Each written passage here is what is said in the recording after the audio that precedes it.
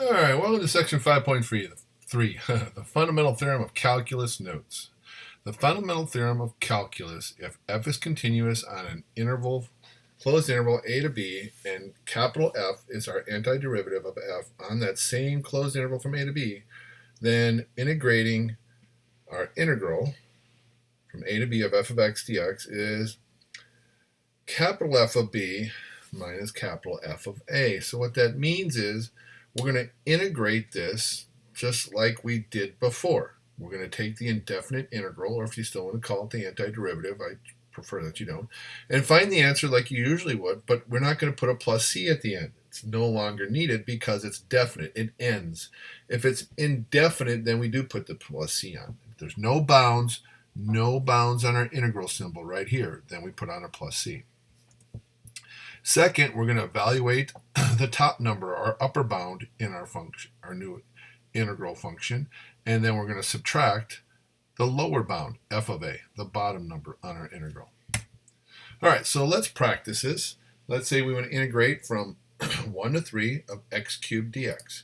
That means capital F of 3 minus capital F of 1. So go find the antiderivative. Oh, I almost caught myself saying it. Go find the integral capital F. Well, that's add 1 to the 3. It's 4. Divide by 4 on our function. And now we substitute in our information. 3 goes in for x. That's going to be 3 to the 4th. Then 1 goes in for x minus 1 to the 4th over 4. So 81 over 4 minus 1 over 4, or 81 minus 1 is 80 over 4. That's 20. If we do our next example here, that's going to be capital F of 2 minus capital F of 1. Let's integrate this. So add 1 to the 2 is 3. Divide by 3 makes it x cubed over 3. Minus 3, we just multiply the constant by an x. All right, now let's substitute and simplify. Plug in the 2's into both x's. So 2 to the 3rd over 3 minus 3 times 2 minus. Now substitute in the 1. 1 to the 3rd over 3 minus 3 times 1. Time to crunch the numbers. Looks like we're going to get 8/3 minus 6 in this first value, minus our second value will be 1/3 minus 3. Well, we can change all these to thirds, so that's minus 18/3 minus 9/3. Oh, wait, distribute the minus sign, plus 9/3 minus 1/3. All these are now over 3. Crunch the numbers, we get a negative 2/3. Part C. Oh, square root. Okay, here we go. For f of 4 minus f of 1, so our capital F. Let's take our function, change our square root of x to x to the 1/2, add 1, which is going to make that 3/2. So we divide by 3/2 or multiply by its reciprocal. 2/3 times 3 gets the 3's to cancel. That gives us 2 times x to the 3/2 power. All right, so let's substitute in now. So that's 2 times 4 to the 3/2 minus 2 times 1 to the 3/2. Well, the nice thing here, 1 to the 3/2, doesn't matter what power you have on the 1, that's automatically a 1, so that's minus 2.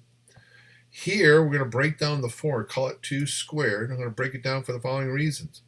I have a power to a power. I cancel the 2 with the denominator of 2. That gives me 2 to the 3rd, which is 8 times 2 is 16, minus 2 is 14.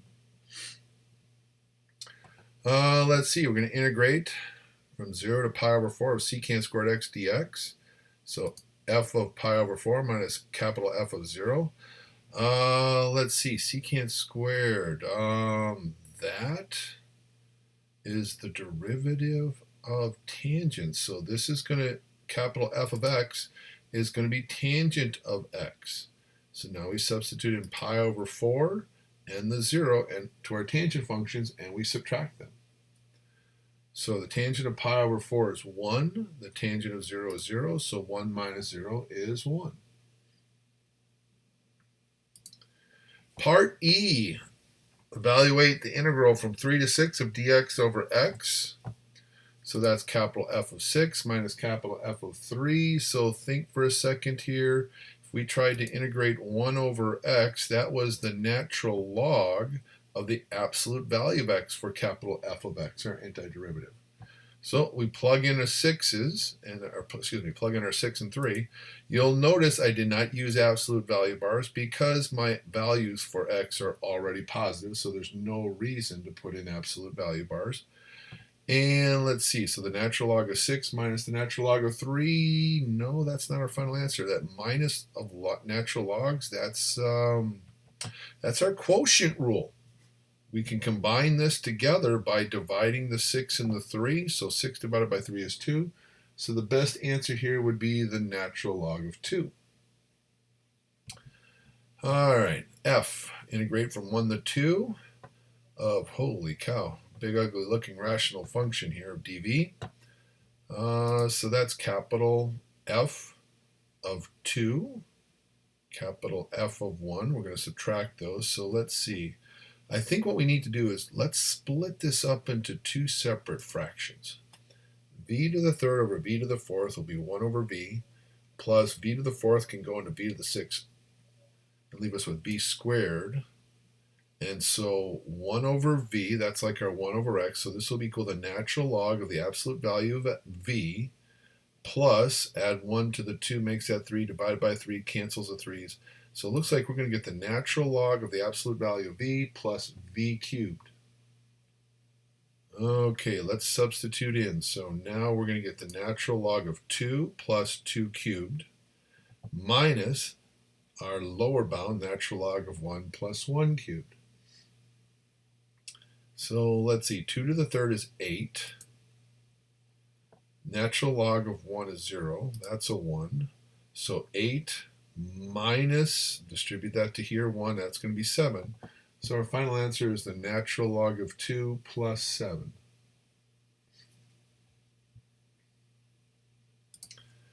Example 2, find the area of the region bounded by the graph of y equals 2x squared minus 3x plus 2, the x-axis and the vertical line 0 to 2. So we're looking for this area right here. So we can write this as an integral, 0 to 2, lower bound 0, upper bound 2, of our function f of x dx.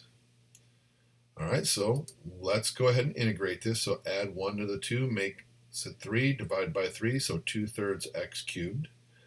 Add 1 to the 1, that's 2, so divide by 2, so x squared over 2, so minus 3/2 x squared. Take the 2 and multiply by x, makes that 2x. And now we evaluate. So we're going to take this upper bound 2, plug it in for all of your x's, and then minus, we plug in the 0 in for all. Oh, this is nice. 0 goes in for all our x's. This thing completely zeroes out. It's gone. It's canceled.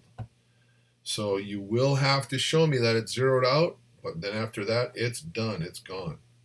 So here we're going to have 2 to the third is 8 times 2. We're going to get 16/3 minus, well, wait a minute, 12 over 2, which can reduce to 6.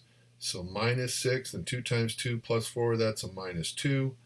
16/3 minus 2 is going to be 10/3. That's the area underneath our curve from 0 to 2. Differentiation and integration as inverse processes.